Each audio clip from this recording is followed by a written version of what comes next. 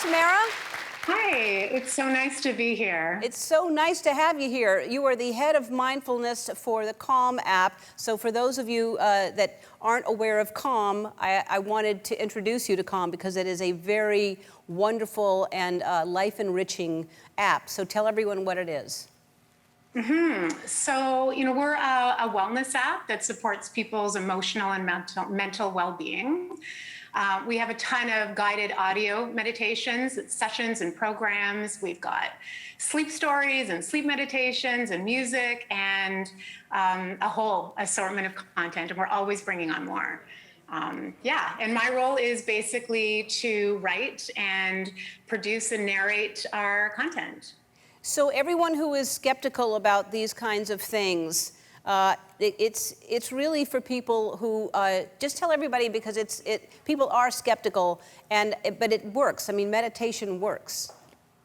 Yeah, totally. I think that there used to be a huge assumption that people who meditate need to be calm and relaxed and maybe are a little bit flaky. And I would probably have been one of those people years ago if you asked me when I was a teenager, when I was a punk rock kid with a mohawk and combat boots.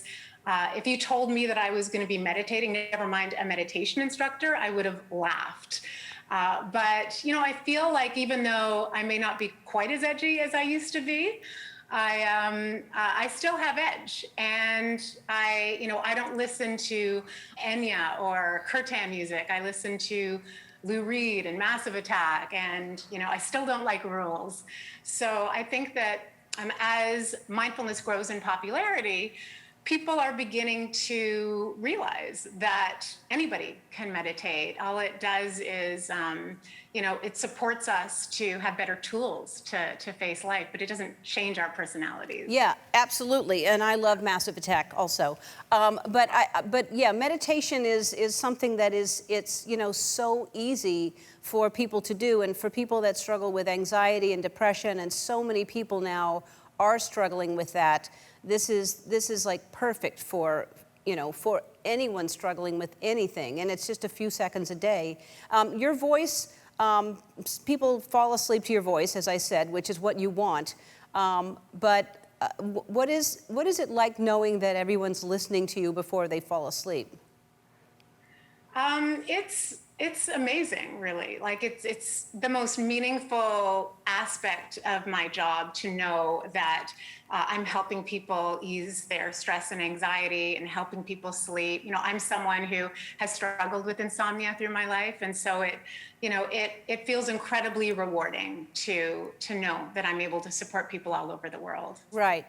And you talk about gratitude, which I think is I don't know if I want to say it's underrated, but people don't really understand how much, when you express gratitude, either just silently or out loud or write it down, how much it changes things in your life. But talk about practicing mindfulness and gratitude. Yeah, gratitude has been an incredibly powerful practice for me, and it's not as easy as a lot of people assume it is. I think a lot of people think that gratitude should be a simple practice, but for many of us, it's challenging. For me, I went through many years where I was struggling in life, and so my mind began to turn to the negative, right? And we already have a built-in negativity bias where all of us, in the best of times, are going to turn towards the negative.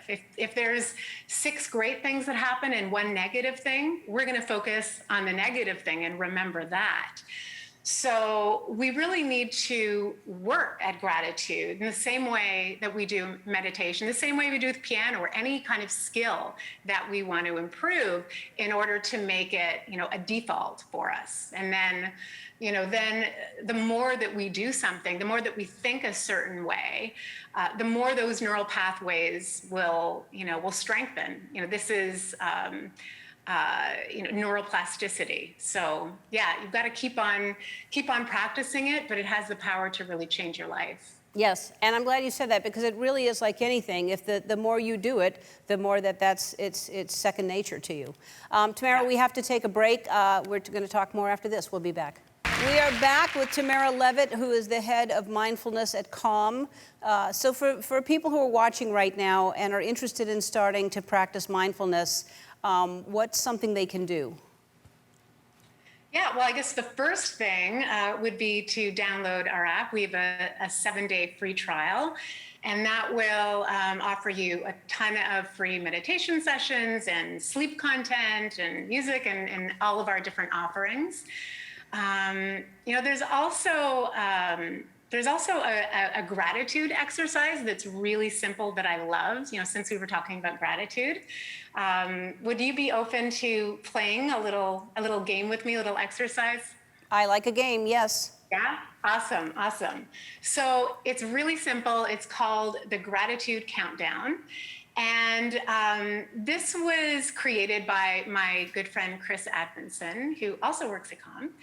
And when I was going through a time of challenge and feeling like I was very negative, he suggested that we play this game where he would call out the words gratitude countdown, which then would challenge me to list 10 things that I was grateful for. So basically, the way it works is we just list off 10 things we're grateful for. Maybe we'll just do 5. All right, so why don't you call out gratitude countdown? All right, gratitude countdown, 5. The fact that it was supposed to rain today and it didn't, and I got to go for a walk in the woods. All right, 4.